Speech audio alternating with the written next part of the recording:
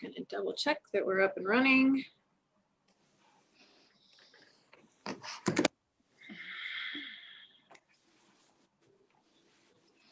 All right. We are up and running on YouTube and Facebook live stream. So I just want to thank everybody for attending tonight, and we'll go ahead and get started. This is the first City Council Caucus meeting for the City of Erlanger, January 19th, 2021. First item on the agenda is number 1, Zoom meeting policies. And this is by Councilmember Hermes. And there is a presentation. I'm gonna share the screen. So I won't be able to see anybody raising your hand while the screen is shared. So if you can use your, I think you should have the ability to raise your hand in Zoom, and I can try to see that. So we'll go ahead and share the screen here with the presentation.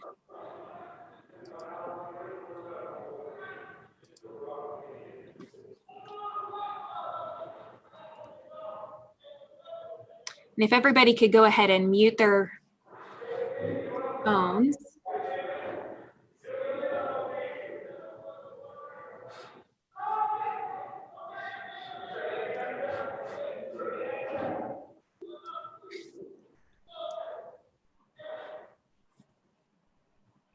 All right.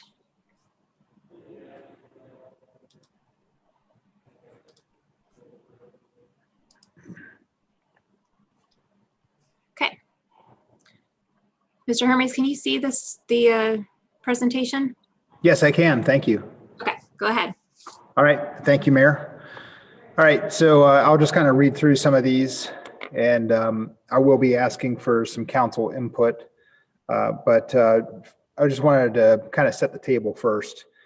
This is the rubric for defining the essential items, rules to determine items that are critical for discussion and legislation. This is a guide to prepare the agenda for video conferencing in Erlanger. All right, next slide. The goal is to develop a framework to help staff and elected officials determine what should and should not be on the agenda for video conferenced meetings. Next slide. Council meetings are business meetings. What is essential business? Webster's dictionary says absolutely necessary or extremely important.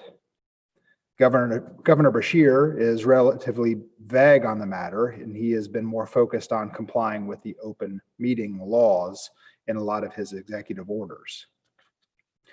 But I do believe in some of those, or somewhere in those, he said that we should refrain from talking things that aren't truly essential. So next slide. Part of the history here. In August of 2020, the mayor canceled a mid-month caucus or / committee meeting because there were only non-essential items on the agenda.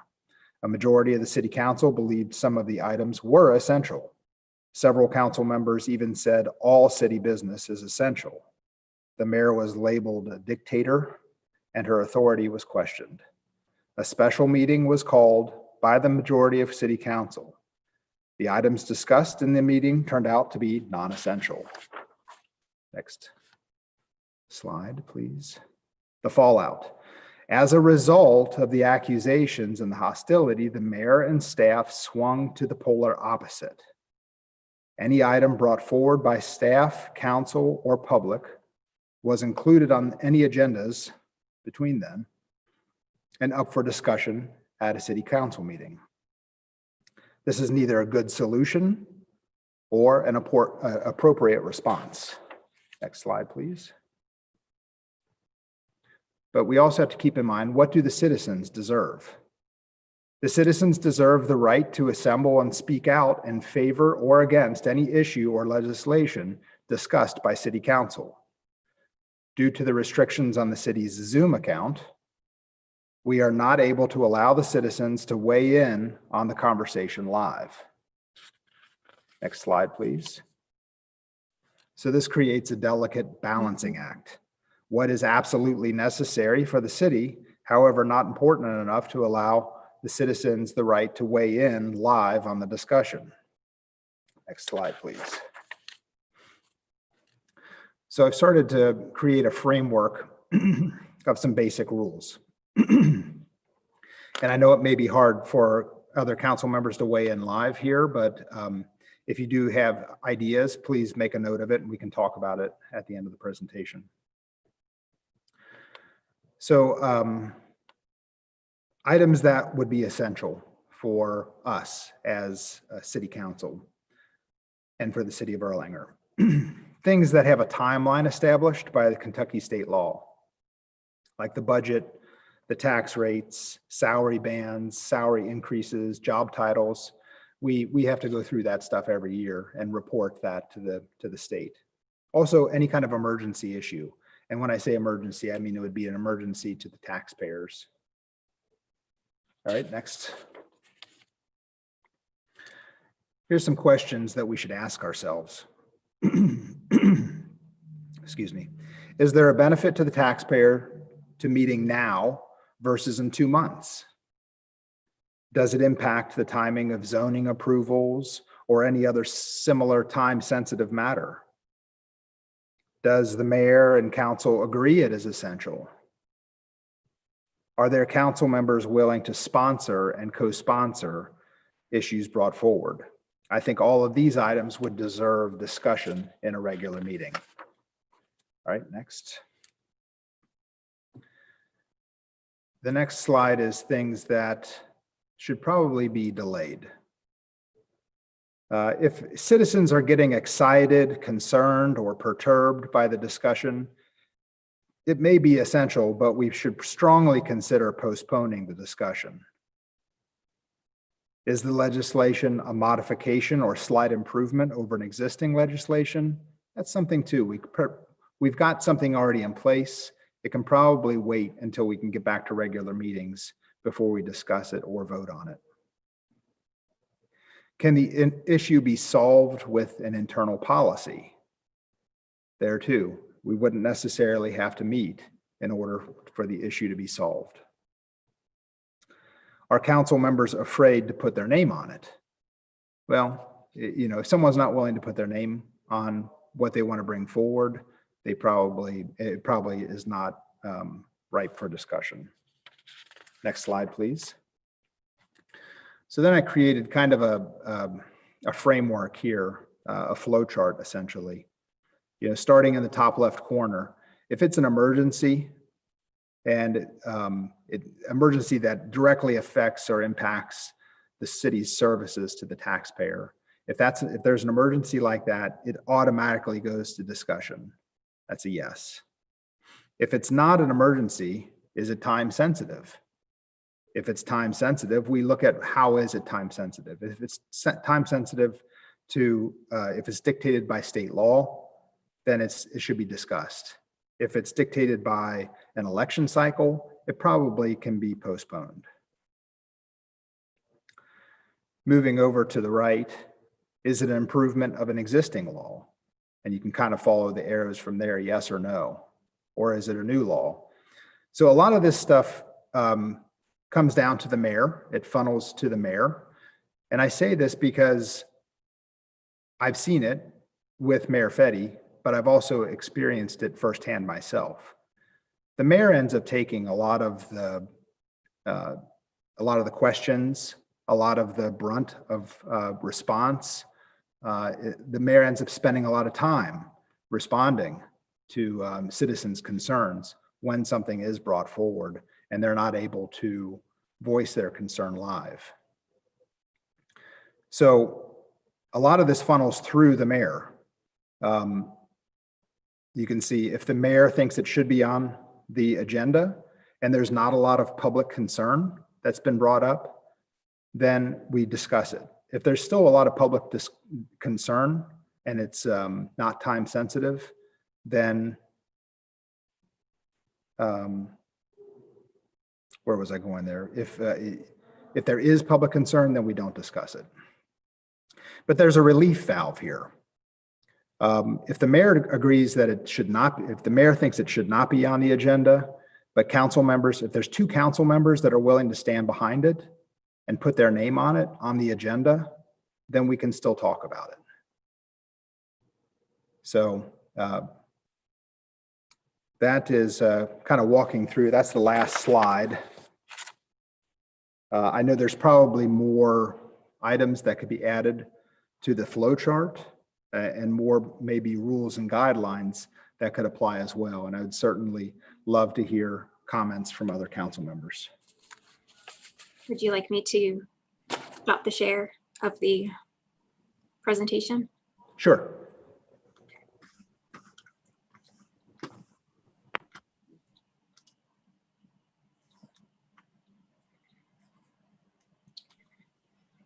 Okay, I have a hand raised of Councilwoman Jasper. Thank you. I have several questions. First, had I been provided this presentation beforehand, I probably would have been able to think through it. I actually had to take pictures of the screen because there was a lot of information. So I may have additional questions later. Number one, I thought based on the last council meeting that the plan was to go back to in-person meetings in February. I realize not everyone may be comfortable coming back in person, and I'm completely in support of that.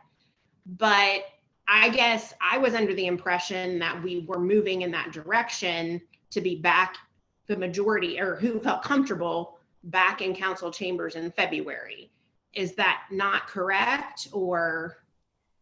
That is the goal. However, I think it's really important that we establish these rules so that in the event that it doesn't happen, that we are properly prepared.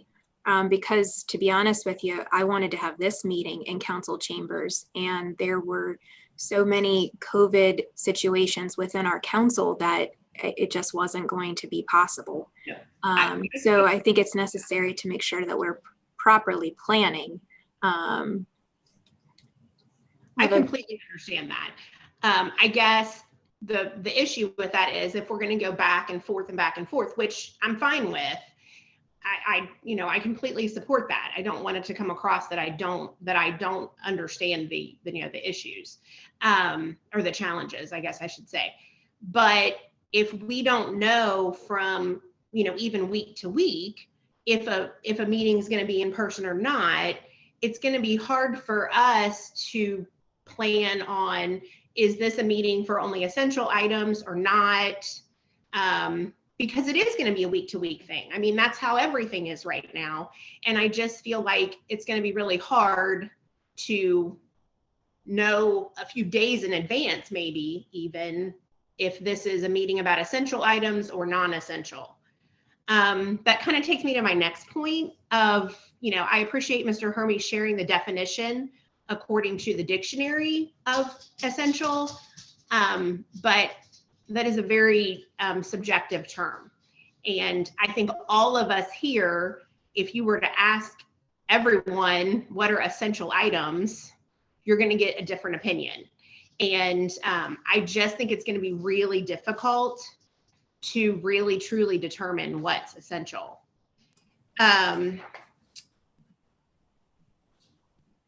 One of the things I saw in Mr. Hermy's slides was that if it was something that, let me read it just a second.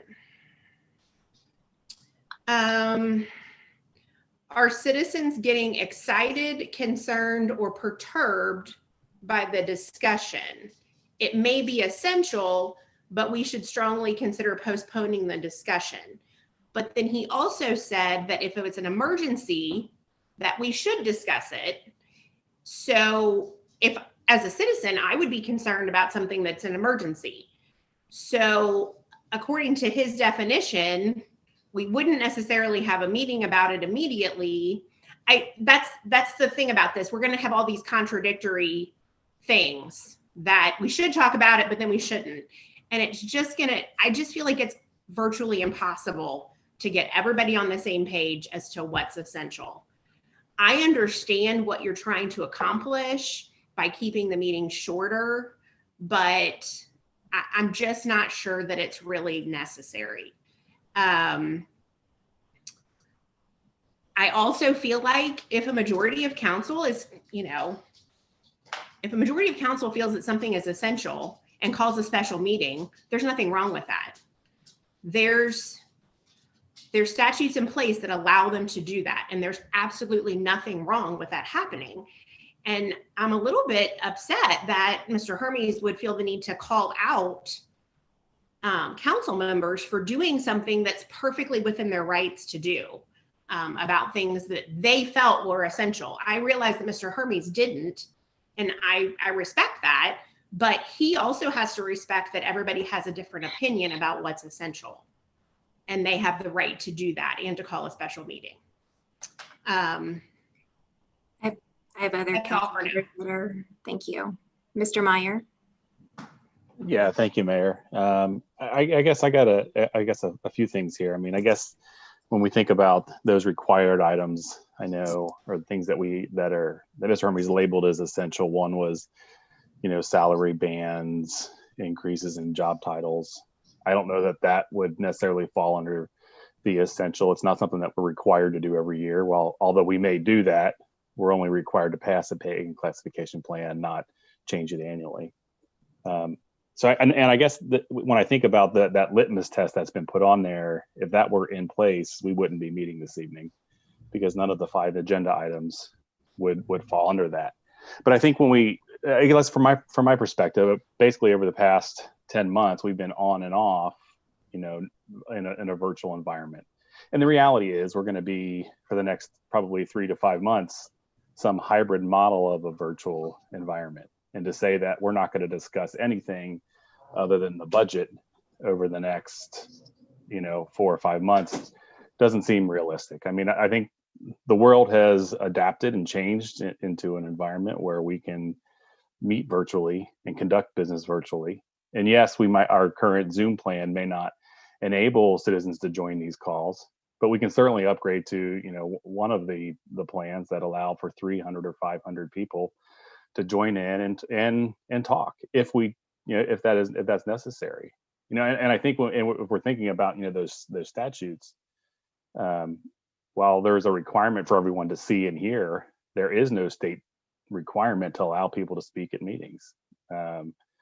Now, I think it's a good thing to let people speak and voice their opinions, but there isn't a strict requirement, to allow that to happen.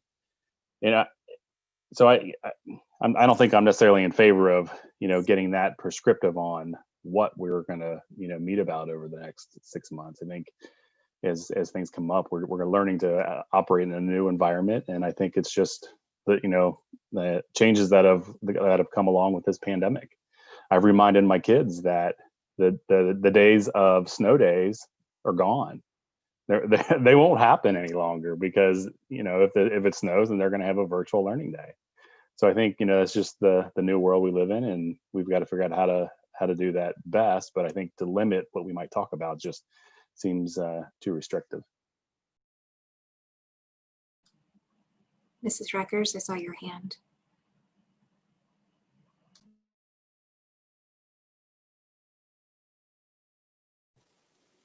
Technology.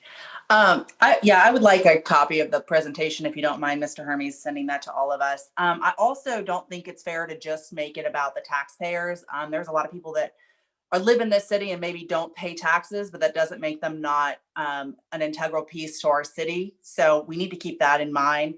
I also want to know what is the infatuation with sponsoring and co-sponsoring of legislation? Why is that so redundant these days? I would like to hear your thoughts on that, because no other city really does that in the Commonwealth. And for the last year and a half, it's what you've been pushing with every piece of legislation that's been seemingly contentious. And I'd like to hear why you think that needs to be part of the process. Mr. Hermes, would you like to respond? Yes, thank you, Mayor. Okay, well, The main reason I would say sponsor and co-sponsor is that that essentially isn't any different than something being brought, a change being brought on the floor.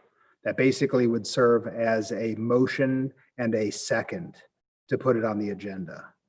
So that's why I say sponsor and co-sponsor. Also, I want the citizens of Erlanger, I'm basically just saying, I want those people's names to be next to that item on the agenda. So that if people are concerned with a certain item, like reduction of city council size, that someone, when I didn't even put that on the agenda, people aren't attacking me or fingering me, in a meeting, in a public meeting. I want them to know who's bringing it forward so they know who to be angry with, in that specific case. So it's not an infatuation. It's actually just for practicality. I'd like to address a couple other things if I could.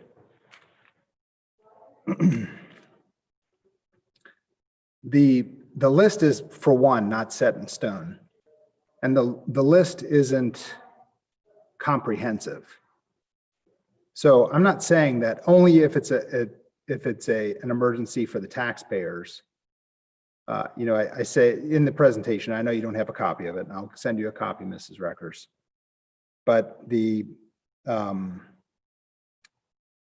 thought would be that if it's an emergency, even if it's for city staff or city services in any way, it can be brought to the agenda. It's not saying it can't be for any reason. And the same goes for Mr. Meyer as well. The litmus test of the things that should be discussed. I'm just saying that those like 4 or 5 items are things that we definitely should deem essential because there is a timeline associated with it. I'm not saying that we can't talk about other stuff and saying like we wouldn't have this meeting if we went by these rules. No, that's not true at all. We would still have this meeting. It's still, if you follow the flow chart, if nobody has been concerned about this stuff and the mayor agrees to put these things on the agenda, there's no reason we can't discuss these items, any of these items that we're going to be talking about tonight. So going back to some of the things that Mrs. Jasper said, I'm sorry I didn't provide this beforehand.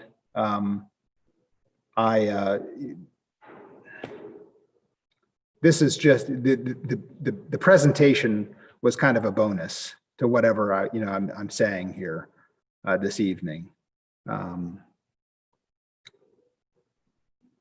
So, Mr. Hermes, if I could jump in, I'm sorry, I don't mean to interrupt.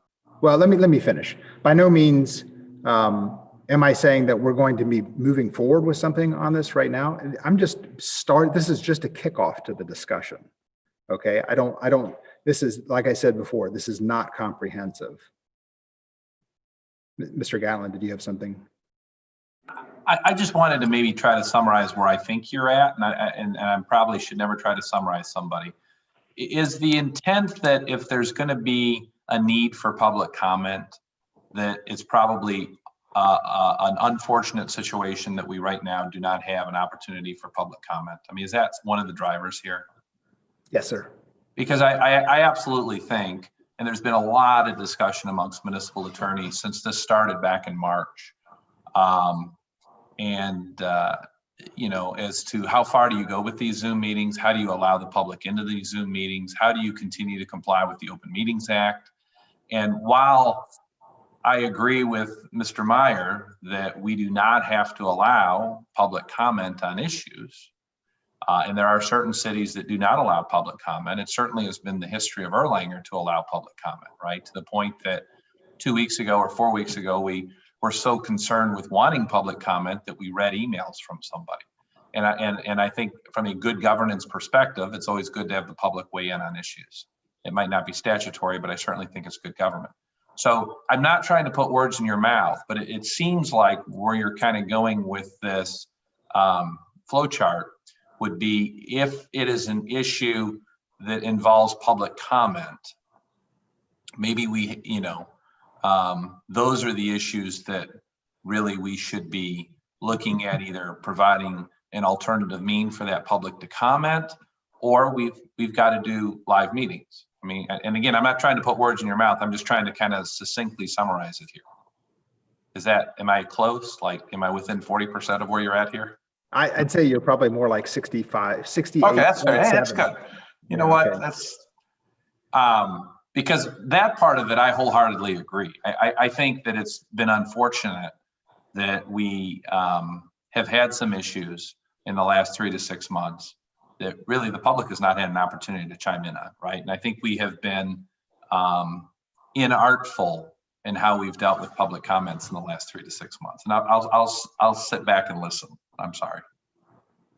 Okay. Yeah. Thank you, Mr. Gatlin. I appreciate that. I was addressing some of the things that Mrs. Jasper had brought up, and I think she still has other items, but of the 6 things that she brought up there. Yes, I know the goal would be, I hope we never have to use this again. I hope we never have another video conference meeting again. But the realist in me says that we probably still will. And if we do, this provides a framework that we can, that can give us some guidance as to the things that should be and shouldn't be on the meeting agenda. So, and yeah, it will be hard to judge day to day leading up to it. Maybe we'll know a week in advance that it's going to be a video meeting, and maybe it's going to be a determination on the night before. And at that point, there might be some items that have to get taken off the agenda. I hope that's not the case. I really hope it's not, but it will be difficult to judge that in advance. It doesn't mean that we shouldn't have guidance. It may be hard to determine what is essential. If I think something is essential and the mayor does not think it's essential, then she would be able to judge if she wants that to be put on the agenda or not. If she says it's not essential and I still say it is, and I get Mrs. Cahill to agree with me, then the two of us can have that item put on the agenda with this framework. We are not restricting special meetings in any way. That is still a law, and that is over the top of all of this framework. So if council members want to call a special meeting and a quorum of council agrees, then we can still do that. This does not affect that at all. I think that was all that I wanted to comment on. Thank you for the opportunity. I just want to open it up to any other council members that have questions before I call on Mrs. Jasper again. Mrs. Kyle? Maybe this would be a thought that, and I don't know how it would work practicality wise, but if you have an item on the agenda and we're meeting via Zoom, we still approve the agenda. So why not say, if you don't want to approve the agenda, you could say number 2, I don't believe is essential. And if you have the majority of council, or in case of a tie, the mayor would decide, maybe you could go that path. I don't know, it's just a suggestion if that would work or not, because like someone said before, everybody's going to have a different idea of what's essential and what's not essential. And under emergency items, we probably need to add safety issues. If we have a safety issue, that probably would need to be addressed. That would be essential. That's it. Any other council members? Okay, Mrs. Jasper? Thank you. Sorry, I just had a couple follow-ups. This is more just from a naive perspective because this is only my 3rd meeting. Can you give an example of something that we feel like the residents wouldn't need, we wouldn't need to open up to public comment? And that's more just, I just don't know the types of things that we don't think they would need to comment on. So if you could just give an example of that. And I'm not saying there's not something, I just need an example so I can kind of understand. And Can you then answer that question? oh, I'm sorry. let me go ahead and have Jack answer your question Okay. before you move on. Yeah, Jack? Okay. I mean, I think I'll give you an example, like the municipal road aid fund. That would be an ordinance that we pass each year, kind of a housekeeping issue. We're allotted a certain amount of money from the state and we still have to pass it. Probably not something that the public really would care about one way or the other. So I mean, I think that would be one example. And don't misconstrue what I said about public comment or not. I mean, I do think that a lot of cities, including Erlanger, have gone a little far with all the business that's being conducted by Zoom. I don't think when it was anticipated, when the Attorney General issued their opinion back in March, or when Senate Bill 150 passed almost the same day, one, I don't think anyone anticipated would still be in Zoom meetings by January, right? Nobody thought this would last that long. But I also think the intent of all of that was, you know what? We're going to allow cities to meet virtually to do truly what's essential, pass budgets, do what's statutorily necessary, and that's it. I think a lot of cities have just started doing business as usual by Zoom. And I don't think that that was originally the intent of either Senate Bill 150 or the AG opinion. I put the caveat on, though, I don't think when they issued those rulings and the legislature met that anyone would have anticipated this pandemic lasted as long as it has either. So. Thank you, Mr. Gatlin. And Mr. Jasper, did you have another question? My other question was more just a clarification thing for Mr. Hermes. Was and now I'm understanding that if if basically, I guess if the mayor thought it wasn't essential, but two council members thought it was, then it would still go on the agenda. Is that what we're saying? Okay, I just want to clarify that. Mr. Hermes, and I'll be right to you, Mr. Meyer. Yes, that is correct, Mrs. Jasper. That was kind of my gut on this. I do feel like there needs to be a relief valve that council members can go ahead and have something put on if two are in agreement and they're willing to put their name on it and their name is on the agenda, so we know that they're the ones that brought this forward. I also wanted to address the last question you had, looking for an example of things that didn't deserve public comment. How about every video conferencing agenda item since March? The public has not had the opportunity to weigh in on those. So I know that it's not the answer you're looking for, but without these guidelines, it is what we have done to the residents and the citizens and the businesses here in Erlanger. We've shut out their voice, and that's not right. I think you misunderstood my question. I was asking for an example of something that may not need public comment. I wasn't saying that they shouldn't have it. Okay. In fact, I think Mr. Gatlin answered that. Yeah, he did. But I just wanted to make sure you understood that I wasn't saying that they shouldn't have public comment. I'm actually quite the opposite. Okay. Even though it's not. I want to make sure too, Mrs. Jasper, that you understand. I said in the beginning of my presentation that the goal was to develop a framework to help the staff and elected officials determine what should and should not be on the agenda for video conference meetings. I know that you mentioned in your first round of comments and questions that my goal was to keep the meeting shorter. I never discussed anything about keeping the meeting shorter. Okay. Mr. Meyer, you had your hand raised. Thank you, Mayor. I guess this is more a question, and I think Mr. Hermes partly answered it, but I was just trying to understand, what the goal or the objective that you're hoping to have come out of tonight after the presentation. Is that a draft municipal order, a draft legislation? I guess just help me understand what the ask is here, and because I don't necessarily feel I understand what those next steps are. Mr. Hermes, can you answer? Yes, I think that's a great question. I'm sorry I didn't address that, Mr. Meyer. I would definitely take the guidance of Mr. Gatlin on exactly how we should try to institute this. I think the answer is through a municipal order. And if council is in agreement, then I would ask that after tonight, to have the approval to go ahead and talk with Mr. Gatlin about drafting a municipal order that we could approve at possibly the next regular meeting.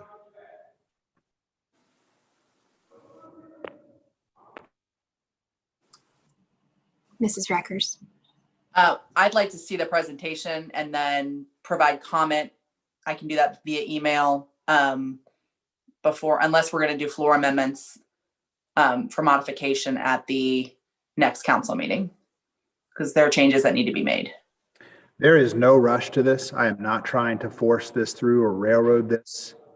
So if this takes 2 or 3 months, I think it's fine to have that approval. I'm trying to provide some kind of guidance to the mayor and to the staff.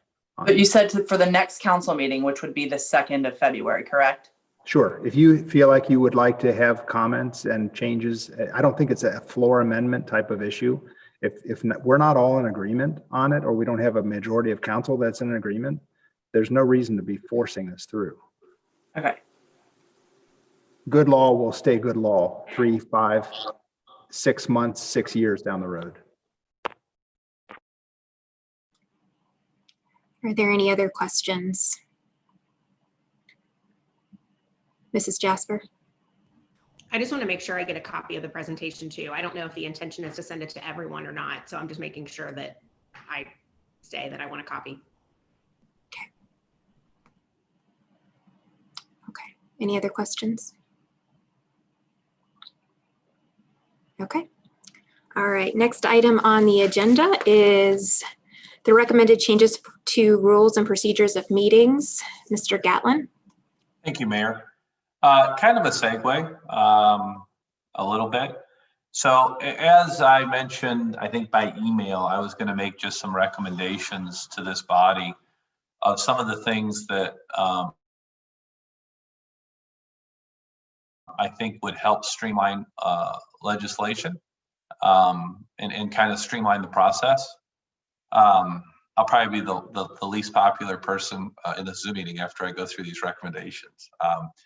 So the municipal order that we just passed, or the amendments that we made, and adding the committees, both ad hoc committee and ad hoc budget committee, I think that's fine. What I would want to add is some clarity to both of those, as to, especially as it relates to the budget committee, as to the roles of the legislative body pursuant to KRS 91A030, as well as the roles of the executive authority. By statute, as some of you may know, the mayor has to no later than 30 days prior to the end of the fiscal year present a budget to council. And I think if you read the statutes in context, if you read both 91A, the budget comes from the mayor. The executive authority has to deliver that budget to council, and council then has at least 30 days to, the specific statutory languages, make recommendations, making appropriations for the fiscal year in such sums as the legislative body finds sufficient and proper, whether greater or less than the sums recommended in the budget proposal. So I think what I would like to do is recommend clarity within that section of the municipal order as it relates to the creation of this budget committee, as to the timing of it, and that frankly, prior to the mayor presenting their budget, I don't really know why the budget committee would need to act or the budget committee would need to meet. I think the budget committee, once that budget has been presented by the mayor, certainly has the freedom to meet every single day if they chose. But that's one thing that I would like to do, just add some clarity and to avoid any discrepancies, disagreements, or issues as we kind of go down the budget path here in the next few months. Along those lines, obviously, since we are going to have to file the Open Meetings Act as it relates to both the ad hoc committees and the budget committee, I just would like clarity in that municipal order that the chair shall work with the city clerk to make sure all provisions of the Kentucky Open Meetings Act are properly followed.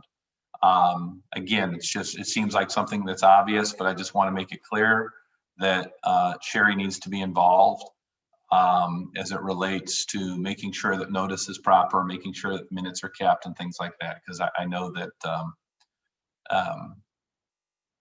you know, that would be something that'd be a housekeeping issue that would be kind of helpful. The bulk of my proposals as it relates to legislation really kind of go along a couple things. One, I think all legislation should be discussed at a caucus meeting. This was a Gary Meyer rule that Gary, you've broken a few times on your own. No, I'm going to clarify that. It has only been a Gary Meyer rule, or I guess objective, when a member of council was not aware of that legislation in advance of the meeting. I hear you. So I just want to be clear that neither you nor the mayor nor Mr. Kramer have the authority to bring legislation forward. It is council's job. And I think what I just want to do on behalf of the executive branch is we need to not, I think it's stressful to us when there's last minute additions brought by the legislative body as well. So I think kind of what's good for the goose is good for the gander. And I think that we really should be working toward a goal of all legislation being brought first to this caucus committee. I think also, since we've kind of abolished the different committees and we're now having this caucus committee, there's no reason not to have all legislation brought before this caucus committee. So I think that would be just kind of helpful to the process. I think it minimizes floor amendments, which I think are messy. I think that was something that I kind of allowed in the door about 6 months ago, and I think we need to maybe close that door, and that's going to be a part of my next discussion point here. But I just think it's better for everybody if we just legislation kind of originates at a caucus meeting. Are there going to be emergency situations, or are there going to be situations that maybe we can't always do that? Sure. I think that's very possible. But I think 99% of the time we should be able to discuss legislation at a caucus meeting. The other part of it is, whatever legislator is sponsoring this, and I'm not necessarily jumping on Mr. Hermes' idea, but the reality is generally legislation that doesn't come from the executive branch is sponsored by somebody. And when I use the term sponsor, I mean that legislator has brought it to our attention, and this is an issue that needs to be done. Mr. Meyer, I'll use you as an example. You brought the nuisance amendment, right? We had a nuisance ordinance amendment this year that you brought to the table. So, Mike and Ms. Reckers on the ethics ordinance. So, in those situations, I think what I would ask, and I would like to be made a part of this committee municipal order, is that there needs to be, whoever that sponsoring legislator is, that myself, that Mr. Kramer, and the mayor needs to be a part of that discussion right out of the gate. Because sometimes legislation involves other departments, it involves other parts of the city. And we've had a few instances in the last year where things have had to change at the last minute, or we probably just should have had a little bit more due diligence internally. So I guess my request would be is not only should legislation be put on at a caucus meeting, but if someone wants something, it can be as simple as an email. Just email myself, the mayor, Matt Kramer, and say, hey, I'm wanting to think about doing issue X. I would like to do a budget amendment for Y. I just think it's important to have the three of us involved with whoever that legislator is, again, to just make sure the right department heads are involved, to make sure the right individuals are involved. The final piece of this is kind of dealing with these last minute changes and last minute issues. And, I think sometimes in the spirit of compromise or in the spirit of trying to get something done, we've had some last minute additions to legislation. We've had floor amendments. And I think that's become a problem for everybody. I think it's unfair to the council. You get a packet on Friday, and Sherry does a phenomenal job of getting packets out timely. And then we have legislation that changes on Saturday or Sunday, or things that get added on Monday or Tuesday at 4 o'clock, and we all are guilty of it. I think that's a problem for everybody. So I would like to actually impose kind of a hard and fast deadline that any proposed legislation in its final form for first reading shall be received by the city clerk no later than 12 p.m. on the Friday before the council meeting. And that once it goes to the packets and once it goes to Sherry at 12 p.m., there can be no further changes to that. If there's a significant floor amendment or if there's a change that people want to do to the first reading, frankly, unless it's an emergency issue or a statutory time issue, I think we come back to the next meeting and do another first reading with those changes. Because I also think if we're going to continue to have Zoom meetings for the next few months, I'm not even sure people can hear all the time. Like I sometimes feel bad that people are voting on something that there's been a floor amendment on. And I mean, I'm not confident everybody knows what they're voting on. So I think we need to nip that in the bud. So I think some of this tightening would just make it a little more efficient and hopefully make it easier on everybody. So that's all I have. Like I said, I hope I didn't offend the whole room on that. I think one of my jobs is to keep the trains running on time. And I think I've failed a little bit in the last 3 to 6 months. So I'm trying to tighten things up a little bit. Jack, we have a question from Councilman Meyer. Yeah, Mr. Catlin, I guess one of the pieces that I guess I'm just looking for a little bit of clarity on is, so I get, the Friday before a first reading that, that's locked in. When would those changes be made? Are we saying refer that first reading to the caucus meeting again for additional changes, or would those be brought up and discussed during debate of the second reading? I think they would be discussed during debate, potentially. And ultimately, the council can do whatever they want. You all can make the floor amendments that night and you can do it. I just don't know if that's good policy. But I also think if we do the first part of what I discussed, that all legislation is first brought up at a caucus meeting, I think it minimizes those floor amendments and it minimizes those changes, right? And I'm not naive to think that we're going to have a 12-0 vote on every piece of legislation, but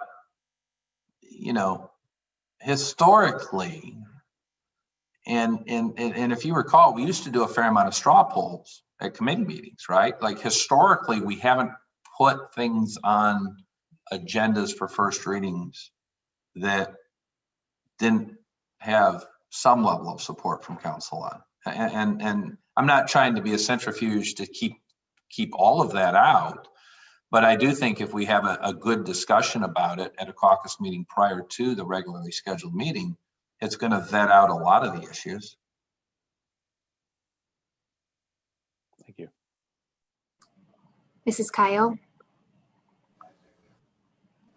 I just want to thank Jack for bringing all those items up. I totally agree with what you've said, especially about the time amount, because those of us who belabor our decisions on what's brought forward, if we get a change at the last minute, and I'm not criticizing anybody, don't get me wrong, I just think it's much more valuable to have that information in front of you by 12 o'clock Friday before the meeting, so that we have time to digest and look at it and really think about it, because I was totally confused at the last meeting. I mean, people were going back and forth, and it's like, it's so much nicer to have it ahead of time. So thank you, Jack, for bringing that up. I totally agree that, and as far as the caucus meetings discussions, that's another wise idea. That way you can hash things out and have Jack prepare the legislation where he's not completely altering it every time, and going back and forth. So I think that'll save us a lot of time and trouble if we do it that way. Thank you. Thanks, Ms. Kyle. Mrs. Reckers. So for the February 2nd meeting, is there anything legislative that is going to be on the agenda that is not being mentioned this evening in the caucus meeting? The only piece of legislation that we should be putting on would be the railroad lease municipal order that we're going to discuss in just a minute. Okay. And that's why it was added to the agenda tonight. Okay. I believe that's correct, right, Jack? That's My understanding, yes. And then I- if we are going to make changes to this municipal order that we're talking about right now, that would then be added to the agenda as well. Yeah, and let me clarify kind of an Open Meetings Act issue, because this again is something that I think is, so from a practical perspective, if it seems like this body wants to kind of adopt some of these changes that I've suggested, I would email my draft out, tomorrow to council, and y'all could look at it. And I think if I don't want to engage in a lot of email chatter amongst council, because that certainly would be a violation of open meetings, but there's nothing stopping council from emailing me. And maybe what's best would be that, I email this out to everybody. Everyone has time to digest it. If y'all are comfortable with doing it at the February 2nd meeting, fine. If not, let's just discuss it again at the next caucus meeting. Because again, we don't want the adoption of my changes to violate my changes, right? Mr. Hermes, did you have a question? I would also just add that if we do come up with some kind of municipal order that may address the guidance or the framework in establishing what we talk about in video conference meetings, that may also be a legislative item in the February meeting. Okay, Mr. Meyer? Yeah, I guess my only concern is just making sure that we can have discussion about those items, before the night of that meeting. And because I think there is some debate. I think with the pieces that you've talked about, Mr. Gatlin, my largest concern is that if there is a requirement in there to engage the mayor or Mr. Kramer before in our legislative drafting process, while I think that might be, again, good practice, their input, welcome at times, there is no requirement for us to include them in the legislation that we bring forward. So I don't want to put a requirement in there that has the executive branch fully dumping into or being required to be involved in the legislative process. But from a practical matter, it's they have to be. It's a good idea. Right? Here's what I want to do. In reality, their job is to execute the laws or the things that we passed, correct? And it makes sense to have them involved and have the right departments involved, but I don't want a requirement in there that they're involved when that seems, contradictory to KRS. But if it's going to require operations to implement the piece of legislation, then how are we not supposed to be involved in at least the conversation? I'm not saying I'm saying it's still a good idea, but there isn't a requirement, that happen. There's not a requirement in KRS for almost any ordinance we pass. That's why their ordinances are municipal orders, right? We're clarifying things that are outside of KRS. Yeah. And I'm not trying to usurp the legislative process. I just give you an example. I mean, if we're going to do a budget amendment, and there've been a couple council members who have reached out to me on budget amendments. Kara Kramer needs to be a part of that discussion, right? So, not saying that she's the ultimate say whether you do the budget amendment or not, but I think it would be inartful to not bring in the department head for which the budget amendment applies and the treasurer. So, I don't know. Here's what I think we need to do, because some of this might be controversial. I'm going to send my draft out to everybody. Maybe we discuss it again at the February meeting. But if there's going to be changes or issues to it, let's talk about it again at the February caucus meeting. I mean, we really haven't had any of these policies and procedures in place ever. So I don't think we need to rush into the draft in 2 weeks. I want something that everybody's comfortable with. Mrs. Jasper? This may be kind of a silly question that may have already been answered, but if we're going to discuss, the only framework I have to base this on is our first council meeting, which I obviously wasn't a part of the caucus or the committee meeting before that. So if we're going to discuss any legislation at the caucus meeting, I had questions at the last council, before the last council meeting about legislation, and I wasn't really sure who to ask because I didn't know who was proposing the legislation. But if we're discussing it at the caucus meeting, whoever's proposing it will be presenting it. Is that correct? 100%, yes. Okay. So, because I was a little bit confused, like, well, how am I, if I need clarification on legislation, who am I supposed to ask? Because I don't know who's proposing it, or who. I don't want to use the word sponsor because we're not really going to list a sponsor, but I just want to make sure that that's the intention, so that I can feel comfortable with knowing that I have time to ask questions. Yeah, and I think again, what kind of a side goal I have here is I don't like the legislation through email, right? And I think that I think it goes around the Open Meetings Act, and I'm not saying anyone's violated that. I'm not going there. I'm just saying I think we need to, especially with 4 new people on council, I think we need to just do a better job of having more discussions at the caucus meeting and vetting things at the caucus meeting. That's really all. I personally felt uncomfortable having a conversation about legislation that wasn't in a public format. And I think that's why I was reluctant to even ask questions about it. But at the same time, I felt like I couldn't vote on it because I didn't know exactly what I was voting on. So it just helps me to know that I am going to have an opportunity during these caucus meetings to sort of vet out everything. Right. And make sure I understand what I'm voting on. But I appreciate the deadline too, because that was a little crazy last time, having to vote on something that we'd gotten just before. So yeah. I appreciate that. Right. Mr. Hermes, did you have a question? No, I didn't. Thank you. I was only going to make the comment that having a council member's name or 2 council members' name on that legislation would have helped Mrs. Jasper in that last meeting. Are there any other questions?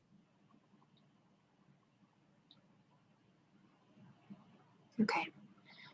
So Jack, are you comfortable with what the next steps are? Yes, I'm just going to email it out, and we'll I'll go with the feedback I received from y'all, whether I think we can do it at the next meeting or just discuss the draft that I send out at the next caucus meeting. We'll kind of play it by ear by the feedback I get. Okay, great. Thank you. All right, the next item on the agenda is the railroad lease, and I'm gonna take that item, and I'm going to pull up Mr. Kramer's email just so that we can all be on the same page. This is an email that he sent out to all of council on Friday.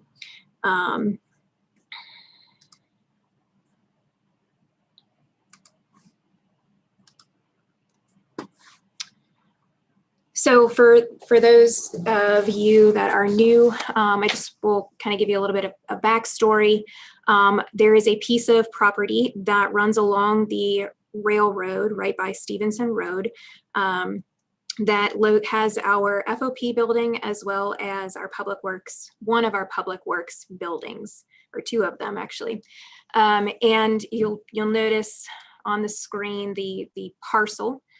We lease that land from Norfolk Southern.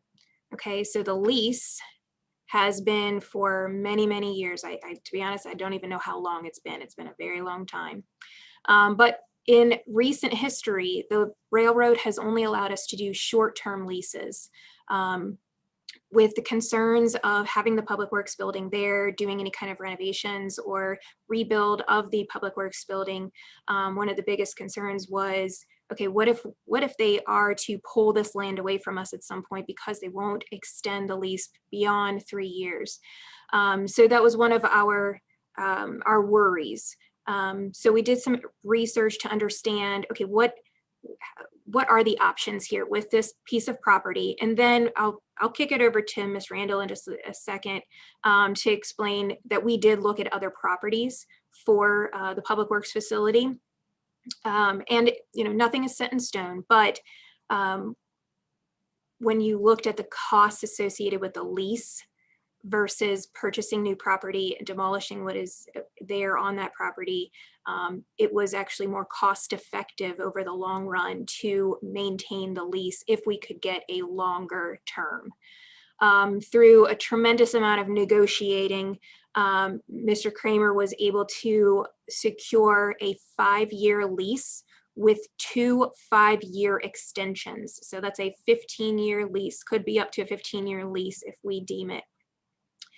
So this was a tremendous accomplishment because that's not how the railroad has been doing business in the recent future or recent past. Norfolk Southern can only end the lease if we default on the agreement. So one of the things that we have learned over this process is this land is owned by the Norfolk Southern Trust. The trust's #1 goal is leasing property. They do not look to sell it. That is how they rebuild their trust funds, by leasing the land that is owned by the railroad. And they lease land that really can't be leased to many other places. So this land is almost unusable for any other purpose other than what we are using it for. So keep that in mind, and we can answer questions in just a minute. But the yearly lease amount is $16,100, $1,341.67 a month. And right now we are operating on a month-to-month lease until fiscal year starts in July. So month to month till the end of the fiscal year. So we wanted to be able to bring this to council because this does require a municipal order to give me permission to sign the lease. So we wanted to pull you guys in, make sure that you were aware of the full situation, and that we were able to secure a long-term lease, which is much different than we have had in the past.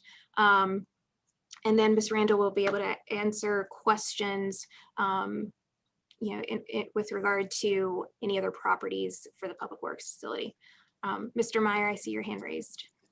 Yeah, I've got just a couple questions. One, I know it was mentioned that it was more cost advantageous to lease than buy. Is that to say that it would? I mean, if I'm doing my math right, that's $16,000. I would assume that a piece of the building that we would build on there is going to be a 20 to 30-year building. Is that saying it would cost us $500,000 to acquire property to build on our own land? Yes, that's correct. I did spend quite a bit of time this fall looking at other potential options for a public works facility. As you probably know, there's very, very few pieces of industrial land left within the city that could potentially be developed, and those would come at a very high cost. We were able to identify a couple of opportunities. One of the best case scenarios probably would have been a purchase for $600,000 to $750,000, which would require raising a structure and then still constructing a public works facility on that piece. So that was one scenario that we did a little bit of a deeper dive into that would have played out to be much more costly. There's just not a lot on the market at any given time, and most things have already been developed. Well, yeah, but I guess we do have the option to purchase other property even around that area, or take things by eminent domain, right, for a public facility. I mean, I guess I've always had concerns about putting building $3 million worth of buildings on land that we don't own. And should the railroad decide to expand in the future, then we're not only out we're out more than a couple $100,000 because we have buildings that'll be raised. I have a hard time supporting anything where we're not building our own buildings on our own property. We have obviously plenty of land that we own. Are any of those? We've looked at all of those pieces of property, even down off Houston Road. I think we own some land down there still. And none of those are suitable for a public works facility. Yeah, we were not able to identify any pieces of land that are already owned that would be suitable. Public Works does also strongly feel that this is a good location in terms of the location within the city between the two major corridors. So they do want to continue to keep that location as the most beneficial location. One of the other things that we looked at was area surrounding that public works facility, and if there could be a potential in the future to expand by purchasing property in that vicinity. And that's still something that we could definitely continue to discuss if we move forward with this piece. I think what we also have to understand is that we still have buildings on that facility that we use currently, and that we are planning on using for at least the next couple of years while we are figuring out the design of the new public works building, the location, and then actually constructing. So right now we're in a situation where, yes, we're on a month-to-month with the railroad lease, but we do at least have to do multiple years to keep operation moving on the current situation. Is that month-to-month lease the equivalent of the lease contract negotiation, or is it more expensive? I'm not sure of the details on the month-to-month. I think it's a month-to-month extension of the current contract is my understanding. Mrs. Nicely? Thank you, Mayor. I think we need a lot of discussion on this. I just worry and want to see some more figures on what a new building is going to cost. I'm just nervous because if we sign a 5-year lease with an option of 5 more years, that's 15 years. Normally buildings last a long time, not 15 years. So what if we spend all this money on new buildings and at year number 15, the railroad does not renew? I think we should explore more options if there is any and get some figures on what a new building would cost. Would this be also building a new public works and FOP to get everybody all together as well too? I think there's a lot of room for discussion and seeing more figures and stuff, just my opinion. And I completely agree with you. However, the decision that we have to make is not necessarily of whether or not we are going to build the new public works building on this piece of land, but it is for the extension of our lease. And with the knowledge that the current buildings that we are currently using, we have to use them for the next 2, maybe more years until anything is built, whether it's on that land or not on that land. We do have to maintain this land in order to move our operations forward. So I think it's 2 separate conversations, yet it's a part of the same idea. So it's the lease of the land, and then there's a separate conversation of, okay, we're going to lease the land for right now because that's where our current buildings are, and we have to maintain operations in the current building. Then when we're talking about the construction of our new public works building, then that's a separate conversation of, we have the option of this 10 more year extension on this 5-year lease. Do we want to do that, or do we want to go into a different facility? So it's not like, I'm not asking you to sign 15 years right now. It's really the 5-year just to get us through making that decision of whether or not the public works facility stays there or goes. Does that make sense? Mrs. Nicely? It does make sense. I'm just, I've not been in the public works building, but hearing discussions from the previous year or 2 that they're not in a good situation. I mean, safe wise for the workers. So I guess it's another conversation, but it sounds like they really need a new building or something soon to keep the workers safe if there's mold or anything that's not safe for them. which we have started the design process. We just did that budget amendment back in December that was opening up funds to start construction drawings for the new public works building. So actually designing what is the building going to look like, what is it going to have inside of it, the square footage of each office. It's all the details of the building. So that process has started, but that is going to take time. Unfortunately, these types of things, they take a phased process. So in this fiscal budget, we have the money for the construction drawings. And then when we are building the next budget, God willing, we are going to be moving forward to the construction and moving to that next phase. Within the next probably 5 months, we're going to have a conversation about, once we have these construction drawings and we're ready to start making these decisions, what do you guys want to do with moving forward? Is it stay on this leased land, or is it find a different location?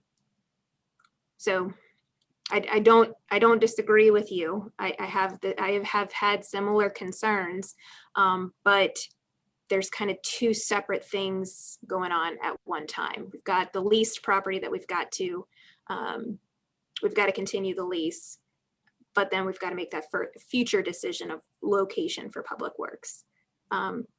Ms. Nicely, before I come back to you, can I get to some of the other questions?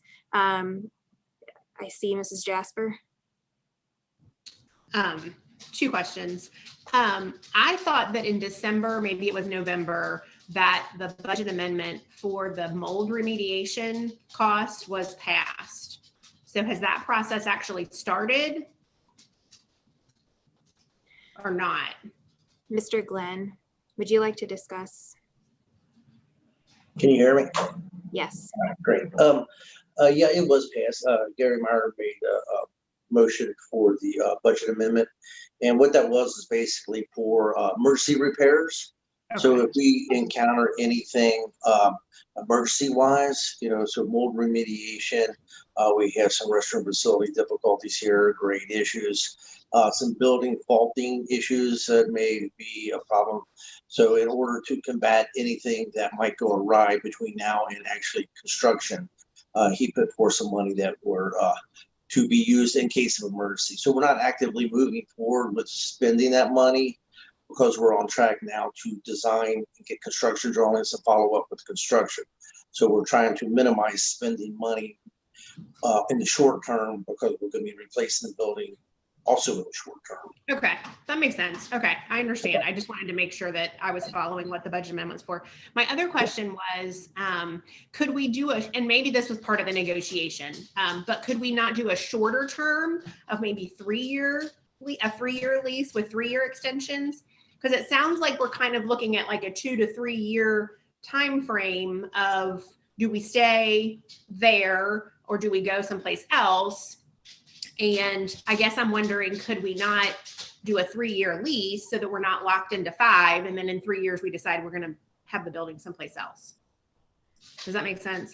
Our goal in the negotiations, and Matt's goal, has been to get as long of a term as possible and to continue to utilize that property, because I think we as staff see that as the best option moving forward after evaluating some of the other options. Mr. Hermes? I was just going to say, maybe we could discuss that more with Mrs. Jasper off, outside of the meeting. It's a monumental task that Mr. Kramer achieved by being able to get those 5-year terms. That's something that we've been working for a long time.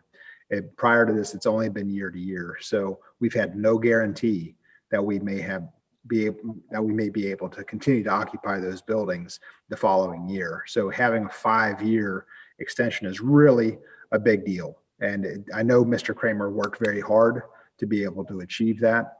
And I think that probably is a little bit more discussion that needs to happen outside of the meeting. I understand that. And Matt and Mr. Kramer and I actually emailed back and forth. I understand that that was part of the negotiation. I just wanted to make sure that that was the best option. So, sorry. Okay. Mrs. Reckers. Oh, I just want to make a comment. I think that though a lease sounds less appealing than ownership, it's extremely common in the industry for schools and for cities to lease land. And for this, the cost associated with this, I do think it's a steal. The railroad has been good to us. And from what Mr. Kramer said in the last exchange that we had with regard to that, the passage of that budget amendment, he said if we left the property, they would have to demolish the buildings. So it's not like they would be occupying our buildings if we were to fall out of the agreement with them. That's not an option. So I mean, I don't know how long our relationship with the railroad has been, but as I understand, this is a monumental opportunity. And we do historically have a great relationship with them, just from what we've all been talking about. So not that that's going to ease anyone's mind, but I've done many years of public capital transactions, and it's a very common thing to do these lease projects, even if they're larger scale. So that's all. Mr. Meyer, before I call on you, are there any other council members that have not spoken yet that would like to speak on this matter? Mrs. Kyle? Just the history. Back in the 1970s, we had a volunteer fire department, and they operated out of that building where the FOP is presently. So you're talking 50 years at least. Now, before that, I don't know. But I know we've been there for at least 50 years. Thank you, Ms. Kyle. Any other council members that haven't spoken yet? Okay, Mr. Meyer.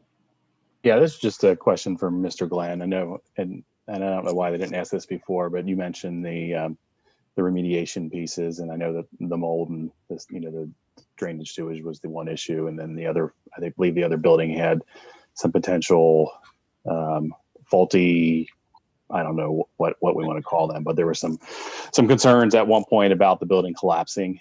I know that they, Mr. Kramer had previously said that's not an immediate concern, but do we have a report from a structural engineer around that facility? Do we truly have issues that, we need to remediate, or is it just how severe? I don't recall seeing anything in the previous documentation, but perhaps I might have overlooked that piece. Okay, Mr. Meyer. Yeah, that's a great question. So how severe is it? How do we know how severe it is? And and what is the long-term outlook for it? So, and Matt asks me this all the time. Do you want to put money in the budget? Do you want to make these repairs? And I have kind of kicked this can down the road a little bit. Back in 2017, the city commissioned a study from a firm to come in and evaluate all the city facilities, and they found over $8 million worth of deficiencies, and they prioritized them and had a priority for the two public works facilities, the offices, and then our building 2A. And what the issue is, it's a moisture issue. The walls have rotted out because of moisture issues, and the sill plates are damaged. So they had, to my understanding, because I wasn't here, to my understanding, they took everything off the walls, opened up the walls, and witnessed it, and then made the recommendations that it would need repair. So when we put it all back together, now we're just saying, okay, when is the repair necessary? So with us moving forward, and what I've told Matt is, I hate to go fix that whole wall when we can come right behind it and take the building down and fix it correctly. And then also, we're looking at using that space as our offices too, and moving out of our existing space, and all that stuff was identified in our master planning that we just completed in 2020. Does that answer? No, and not directly. I understand why we have kicked the can down the road. But my concern is, if we have a building that we say is at risk of collapse, and Yes. we haven't had a structural engineer review that and provide a report, is that something that we could do? I would just hate, I'd hate to see us just kind of sit on it knowing that we're going to rebuild something and then there's, an injury or something. To me, it's just not worth, it's not worth it. Yeah, I hear you, and you've expressed this concern many times. So, it is a great point. So, as I'm looking down the road, thinking about what we can or may do, construction drawings, we're going to have them completed by the end of this budget year. If we were not to move forward with the public works facility right thereafter, then I would suggest that we go back, maybe have an evaluation done, and then start making some of the repairs and to the buildings and making it safe, not knowing when construction may start. So if the construction part, I guess what I'm saying, if the construction part is delayed, then I would definitely suggest coming in and having an engineer come in and look at it and make recommendations. We already have recommendations to fix the restroom facilities, and they're probably close to $80,000 to get the restrooms working properly. The wall, fixing that back wall would be an additional cost to that, and then the mold remediation. And I think those are all things that you had considered and put in your budget amendment, so they'd be covered. Correct. Yeah, and I was just, if we've got, several $100,000 out there to spend a couple $1,000s to have a structural engineer give us, peace of mind, seems like it would be the prudent thing to do. Mm-hmm.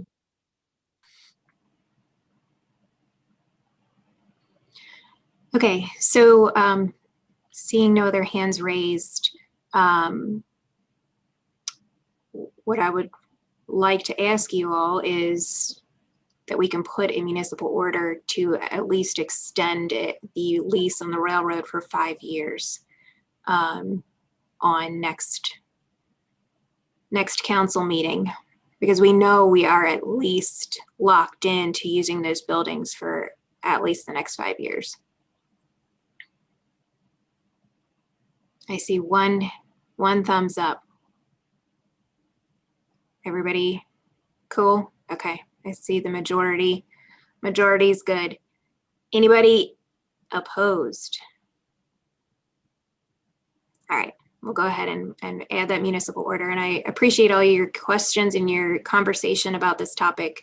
There will be more discussion to come in the next few months about long-term planning and what is the goal of this council for the Public Works facility. All right, so next on the agenda is Legislative Budget Committee. Mr. Gary Meyer placed that on the agenda. Thank you, Mayor. And I know, based on what Mr. Gatlin was saying, this committee won't necessarily need to meet until for several months, but I thought it would be good to, just to have some discussion and get that in place. And I know Councilmember Reckers had sent out some messaging, and I was going to make the recommendation that we, as we start to form this committee, that we ask her to be the chair of the Legislative Budget Committee. I would love to serve as the vice chair of that, and just kind of bring some of my other experience into that process. I think with Mrs. Reckers as the chair of that committee, having been intimately involved with that last year, that continuity would provide good support, and then potentially getting some newer council members involved as well, I think would be well served.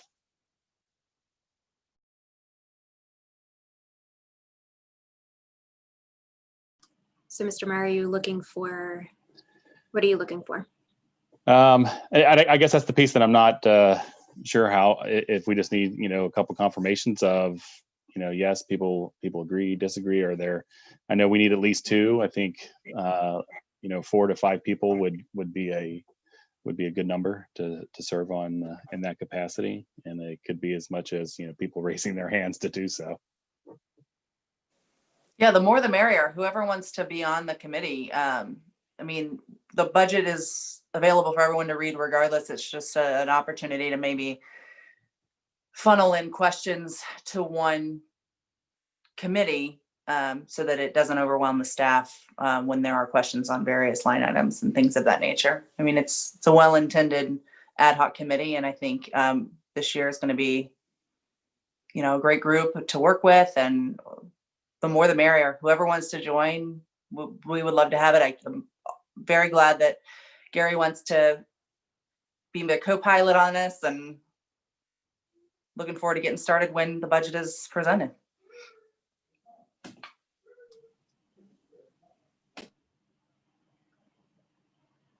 Mrs. Jasper. This is just me being a new council member volunteering. If that's what Gary was asking for. Yes. Yes, please. Okay. Mr. Hermes, I was expecting to see your hand raised. I was about to raise my hand, but it wasn't to volunteer. I was just going to make a comment about the municipal order probably should be edited to reflect what you're doing, or what we're doing right now, because it does say in there that it happens on the first meeting of the year, and this is not the first meeting of the year. So not that really matters, but I don't think it matters that it's the first meeting. So that's all.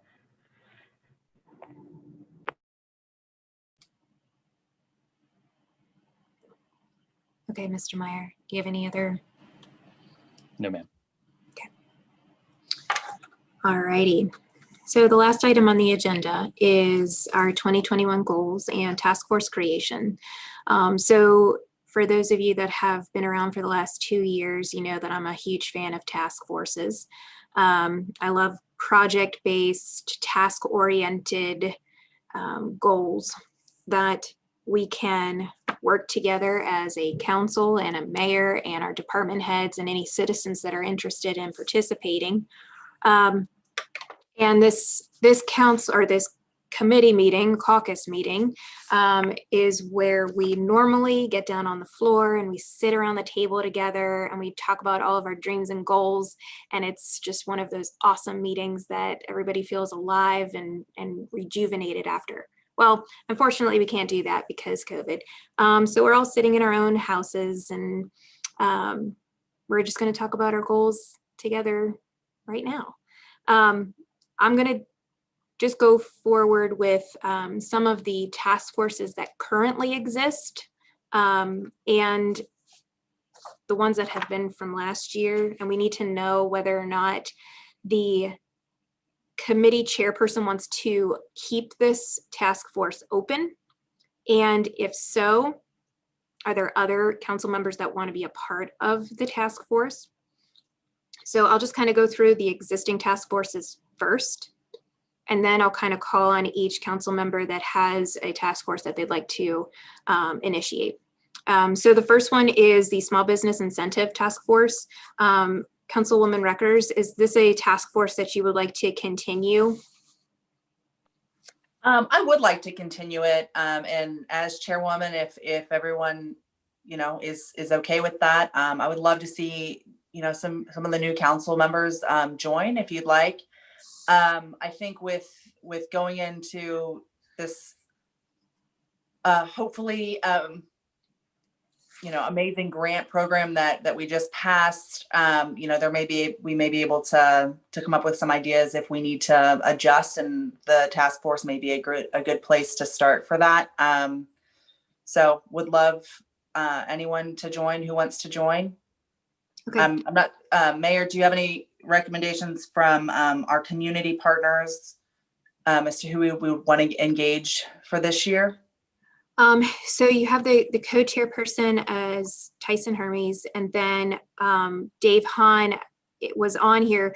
I would like to ask Emmy Randall to sit in for the Economic Development Director. And then I sit on this one as well. We have Mike Stubblefield. I will reach out to him and make sure that he would like to continue. Joe Durrett and Linda Young, I'll reach out to both of them and see if they are interested in continuing. I would like to either reach out to Matt Grimes of Colonial Cottage, who gave me a tremendous amount of help on the creation of the Erlanger business, the COVID relief program, as well as Chris Derry from Silver Lake. I think they would bring two very different perspectives to this group.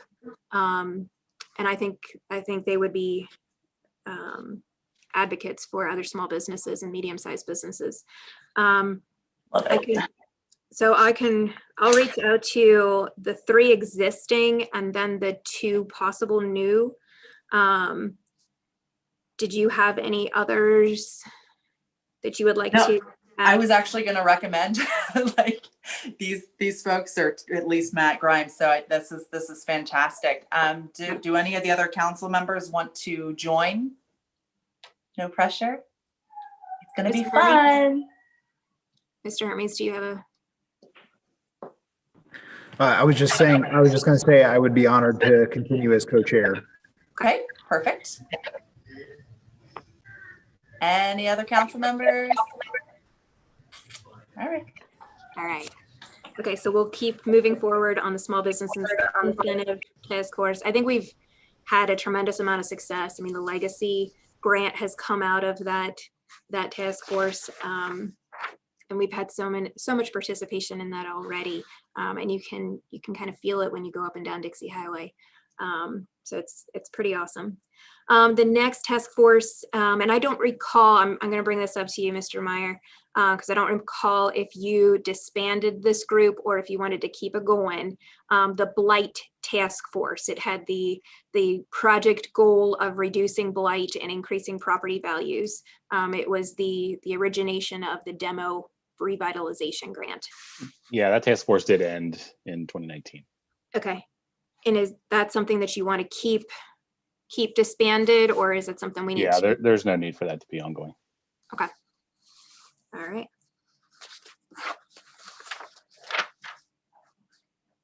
All right.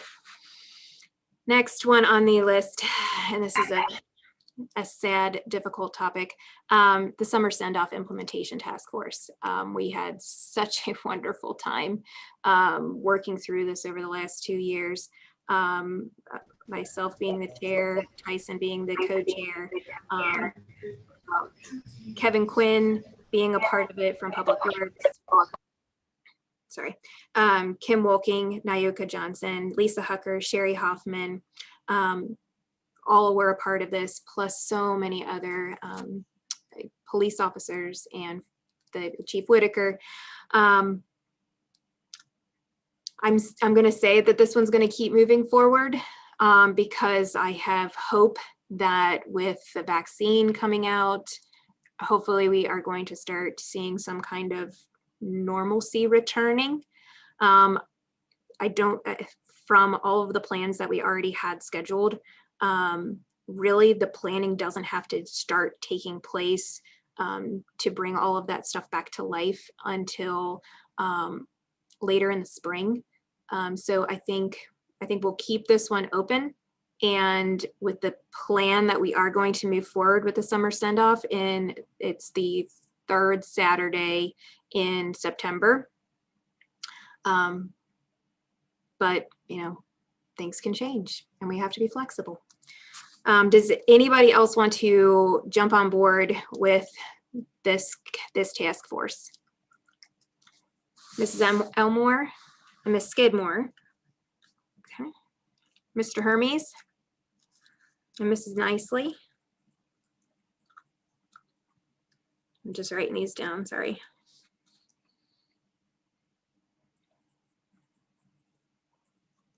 All right. And luckily, all of our sponsors, they just rolled their funds over into the next year. So we didn't lose any money. We still have over $30,000 in sponsorships ready to go and implement this program. All right. Moving on. Okay, so there was a public input task force that was created. And Mrs. Kyle, I'm going to kind of turn over to you for a second. this was something that was created, but I think with COVID and I think a lot of things just got, put on hold and derailed. Was this something that you wanted to continue? I think Rebecca had come up with a really good idea that kind of mirrored what I envisioned. And so I was thinking about letting her go with that. And I'd be willing to help because it's something I can do on Zoom. When I saw the Zoom, I thought, yeah, I can volunteer for that one. So I think it's the same idea where you go out and reach the citizens. So I think we'll let Rebecca explain that because she did a real good job with that. And I'm hoping that will replace the vision that I had. So, Okay. okay. Yeah, Rebecca, would you like to talk about that a little bit? Sure. So I would absolutely love your help, Vicki. Thank you. I have an idea to do kind of like community engagement or public input task force, and that would be asking residents from.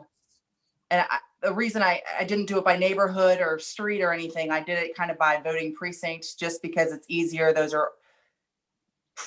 neighborhoods go to one location to vote. And I thought it would just be easier to engage like 13 community representatives. And we'd focus on, only meet quarterly. We can do it by Zoom. By the end of the year, who knows, maybe we'll be having a gathering, but we're gonna play the Zoom route for now. And it would be gauging more of like an in-depth, really getting an in-depth understanding of what's going on in folks' areas. So what you're seeing, what you'd like to see, what you like that the city is doing in your community, what your needs are, anything to that effect. And if you guys have anyone in the community that you would like to participate, I've had like 5 or 6 people email me, but there's still areas of the city I don't have people who have reached out to me for. Like I'll need someone from Woodland Hills or Lexington and Concord area over by Hallam. I don't have, Misty Creek. I don't have, and I'll send the list out to you guys afterward. Just anyone who has expressed interest to me via email that might want to participate. And again, it's totally voluntary. You just have, I think we could do it by Zoom, and I would love like at least 2 council members involved, a third or fourth if you guys are into it, but just an opportunity to get an in-depth view of what and then we might have to create action plans. Like if there's something that we're not seeing, our codes, that needs to be addressed with codes, we would do that offline, and work with the respective department to get those, if there's issues to be remediated or needs. I mean, I don't know what to expect from this. I just hope that it's successful to where we're really getting to engage our community. So that's the intent. So I'll jump in as the representative from the executive branch and the operations branch, so that I can funnel those questions through and those action plans that are wanting, your guys are wanting, to kind of act as that funnel. What was the other thing that you said? You said it was community engagement / something. What was the name of that? I'm piggybacking off of Vicki's. I said public input. Oh, okay. Yeah. So community engagement is what I called it, but it's a working title. Okay. All right. So I have you, Vicki, Kyle, and me. Is there anybody else that would want to be a part of this? Jennifer?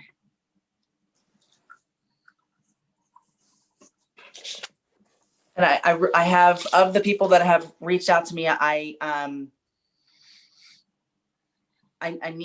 would, if the new council members aren't interested in being on the task force, if you wouldn't mind reaching out to friends or neighbors who might want to participate, I'd appreciate it, because I'm missing a couple areas of the city, and I really, and there's some areas of the city that may want 2 people. That's fine. It's just really based off of who I get responses from. So anything would be appreciated. Thanks, guys.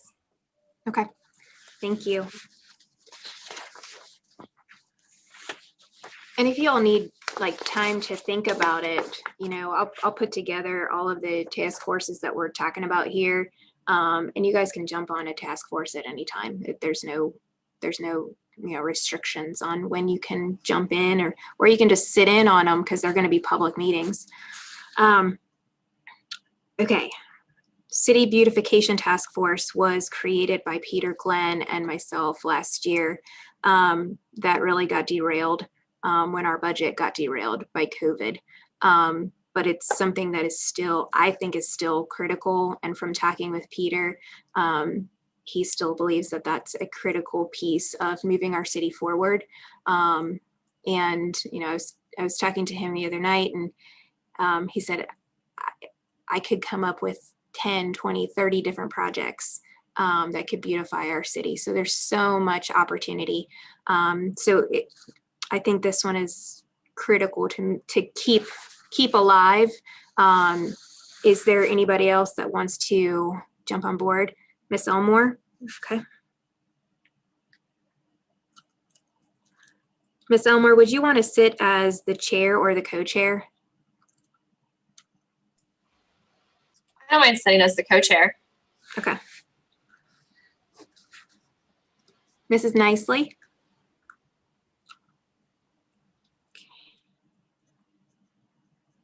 All right. Hey, Peter, are you still on? Here I am. Did you still want to stay as chair? Absolutely. Yeah, that'd be fine. Okay, thank you. Love to. You're welcome. All right. Tom, I had you on this committee. Did you still want to stay on it? Yes, that'd be great. Okay, and Mrs. Kyle, I have you on it as well. Okay. All right. Anybody else? Don? Yes. Okay. All right.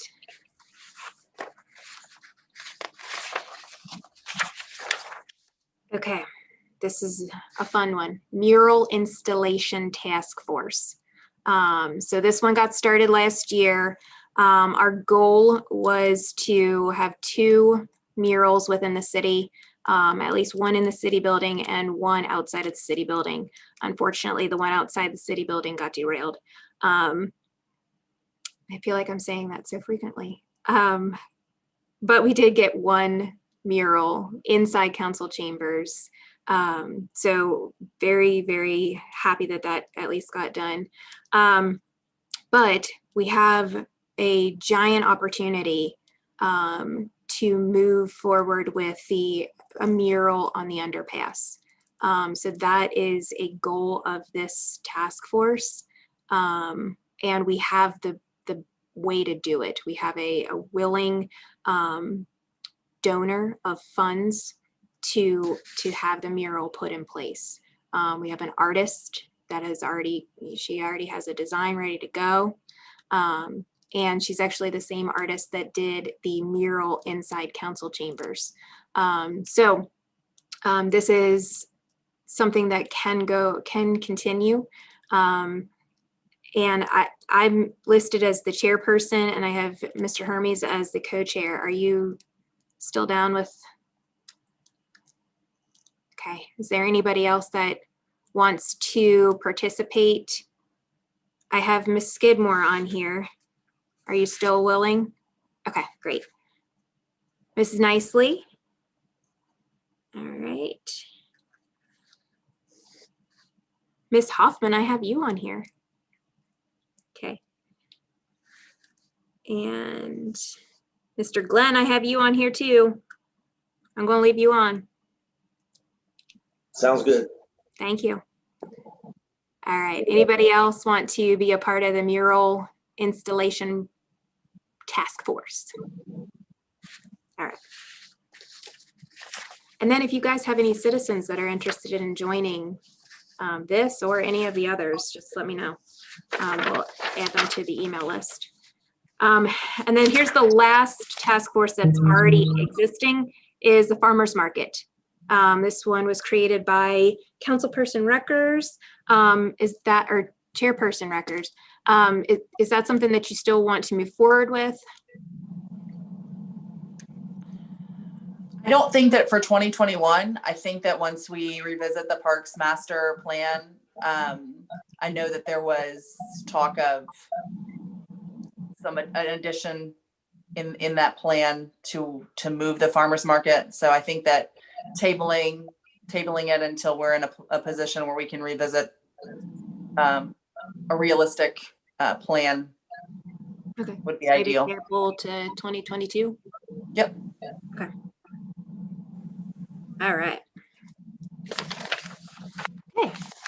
That takes care of all existing. Now we'll kind of open it up for people to discuss some of the projects that they want. I have this little document that I fill out that kind of explains who the chairperson is and the other members, the goals. So once we talk about it, I'll send you that blank form if you could fill that out for me and just send it back, because we put it into the Google Drive so that all of our city employees have access to know who's on what task force. Okay. Ms. Jasper? Oh, you're muted. I'm sorry. That's I'm okay. distracted by my dog and everything else that's going on in my house. I apologize. So I have 2 task forces that I'd like to propose. Do you want me to just go ahead or? Sure. Okay. So during one last at a time. Sorry, what? Just do one at a time. Okay. Oh, okay. Yeah. So during last night's Martin Luther King Jr. Day event, sponsored by our city and 3 others, Dr. Cunningham stated, "Look at your population and decide what must be done to create a better community for all."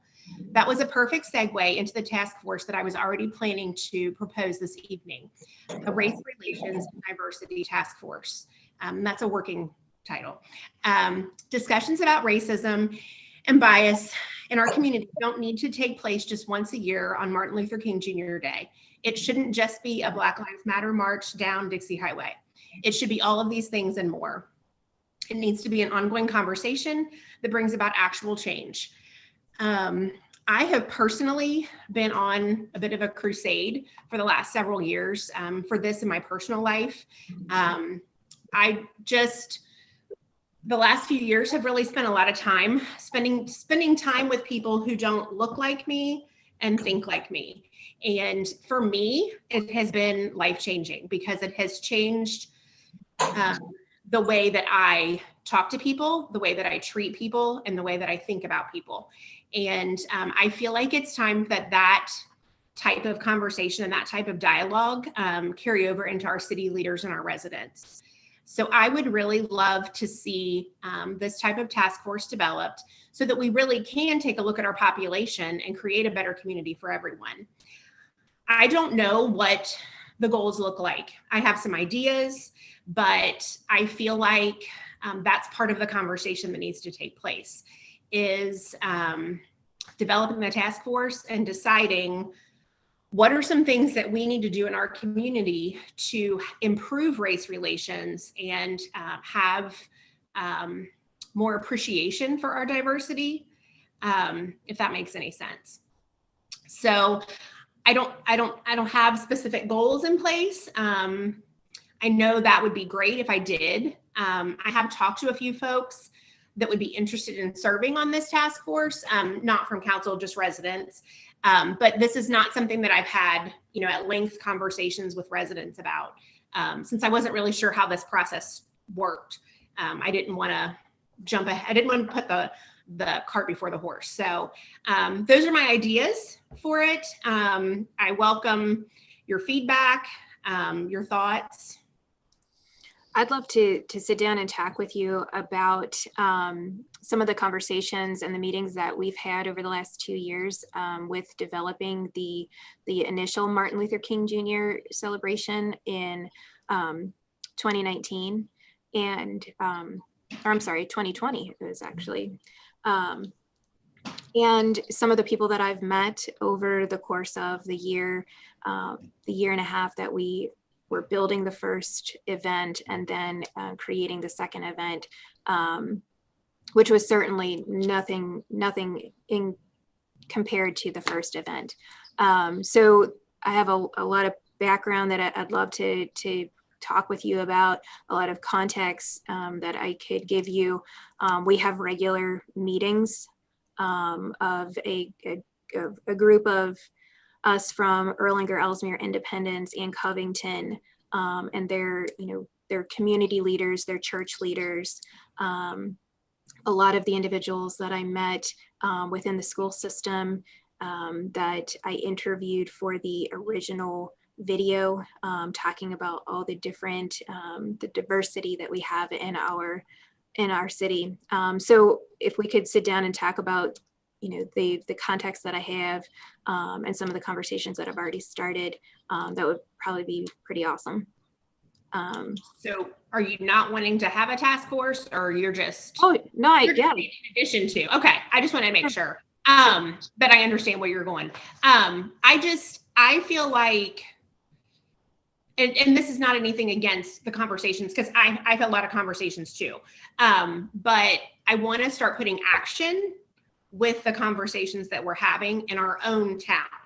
I feel like there's a lot of things that are going on in Northern Kentucky as a whole, but I also feel like every individual place has its own unique needs. And there's a lot of background about that I'm not going to go into tonight, but I just think that we need to look at it specific to Erlanger, and what do we need to do in conjunction with what we're doing as a whole in Northern Kentucky. Does that make sense? I think so. Okay. So I'm assuming you'd like to chair this committee. I can. And is any other council member interested in participating in this task force?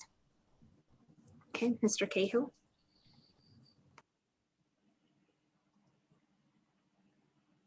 Okay. All right. And I'll participate. If anybody else raises their hand, let me know, because I can't see everybody. Oh, okay. Okay, I'm sorry. It's okay.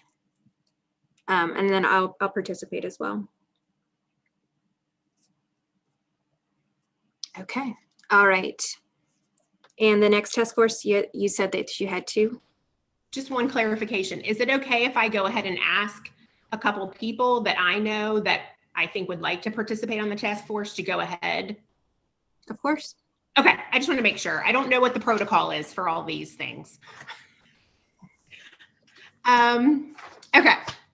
Second is a little bit lighter. I'm proposing the formation of a dog park task force. I tried to get my dog to come over for this part, but he wasn't cooperative. I felt like during my campaign, I heard over and over and over again that residents would love to have a dog park in Erlanger. We have quite a few parks in the city. We have quite a few parks for the size of Erlanger. We have a lot of parks, but none that include an area just for dogs. Many residents travel outside of Erlanger to go to other dog parks, and we could keep them right here and bring others to Erlanger by having our own. So obviously there's a lot of things that go into that, into exploring if that's an option, if that's something we want to do. So that is my other task force. Okay. So there's also been a lot of discussion. So Peter, if you are on. Still here. Would you be willing to serve on this task force? Because I think it kind of goes hand in hand with park planning and some of the conversations that we've had about our different parks and kind of evaluating the usage of our different parks and trying to figure out what park would be best suited for a dog park without trying to create another, considering we have 12 parks. So would you be willing to participate on this task force? Please. Absolutely. Thank you. Yes.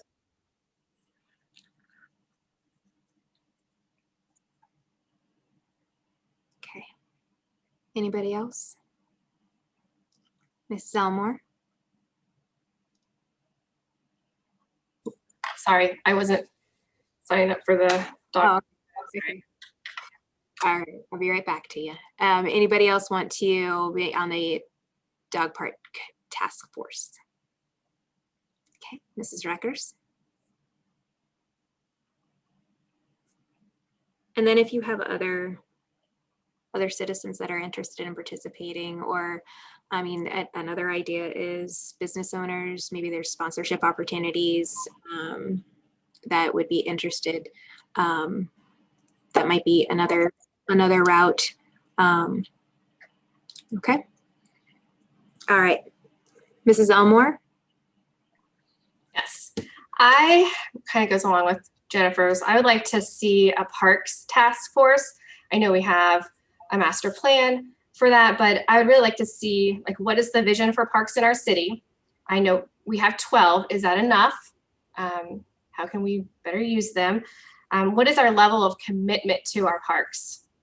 And then I would also, second is, what amenities do we want at our parks? Do we want to host concerts? Do we want tennis courts? Do we want a dog park added to that? Like, that's part of the conversation. And where would we want them? How big? What is the cost? And then look at individual park enhancements, just kind of get the conversation started, get things moving, get things going. I don't see a lot of things happening with our parks, and I feel like it's extremely important. I know our kids need it, our families need it. It would enhance our city. It changes the perception of our city for the better. Like, I just really see an importance for it. And I'd like to form some kind of task force for that. Okay. Would it be advantageous to kind of meld those two task forces together so that we're not duplicating efforts, and make it a like a parks master planning task force where we're kind of looking holistically at the usage and kind of putting the dog park in there as a priority and figuring out, you know, which park would best suit that usage? I'm open to that. I'm sorry? I'm open to it. I have no problem with that. I don't either. I think it makes complete sense. Okay. Yeah, So I don't want to duplicate anything. Yeah. We Yeah. don't have to. No. I was just thinking, oh, I need Peter for that one too. So how about let's meld it together and be efficient with our resources and do a parks master planning task force that looks holistically at usage. Does that sound good? Yes. Yep. Hey, Hill? When Miss Elmore said that we don't do enough in parks and we don't do anything, I guess maybe the COVID thing has put a damper on a lot of stuff, because Kim does do a ton of events in the parks, you know, from Shakespeare in the park to arts and crafts, etc. And she has in the past. She has done as much as she can now, but COVID has put, you know, how many people you can have gathered. I just think that we do it, not that we can't do more, but I really believe that she does a lot of things to keep people interested. Does help. That's something. Yeah. This has nothing to do with the events. We have amazing events, and I understand that COVID has hindered that last year. What I want to look at more is what type of amenities do we have at our parks? How can we have something like flagship over maybe in the Silver Lake area, or just develop them, new playground equipments, new type of ground coverings? Do we want to add some new enhancements to it, and what are those? How much does it cost? That's what I want to focus on. I love our events, and I pray that we are able to do them. But I would just, if we enhance our parks, what else we can enhance our city as well for our families and our community.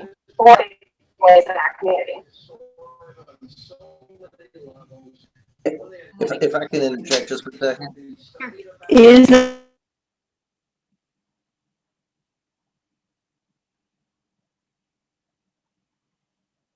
I'm sorry. Peter, are you there? Okay, I thought Kathy was saying something. Yeah, so Kim does an absolutely fantastic job with events and things like that. But when we think about our capital improvement side of it, when we look at our 12 parks and we look at long range planning, when we're going out, 10 and 20 years from now, what are we going to be doing? We're going to be spending millions of dollars, millions and millions of dollars, and on our parks.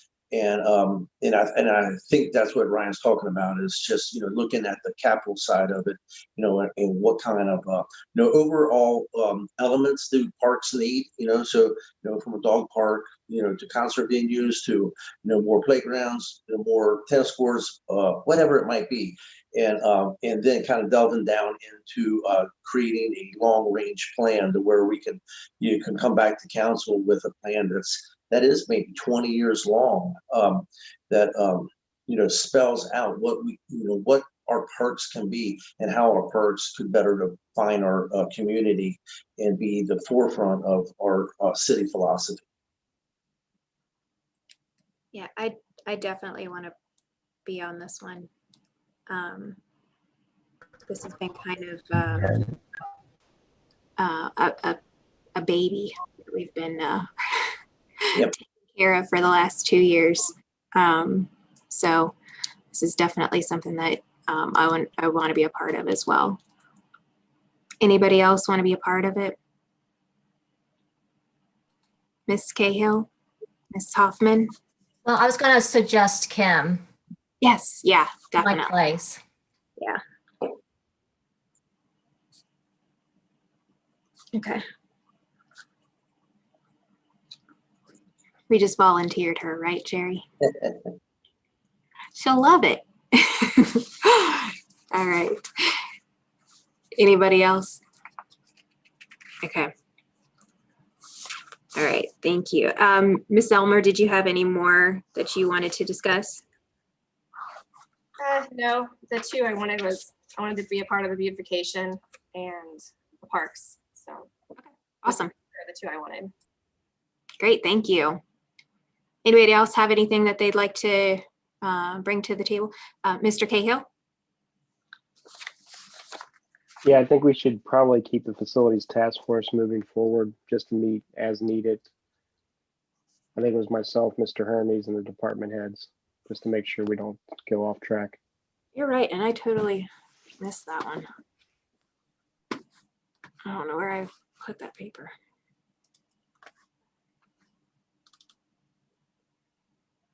Yeah, it was you and Peter Glenn, Mr. Hermes, and then the department heads, Rader and Whitaker.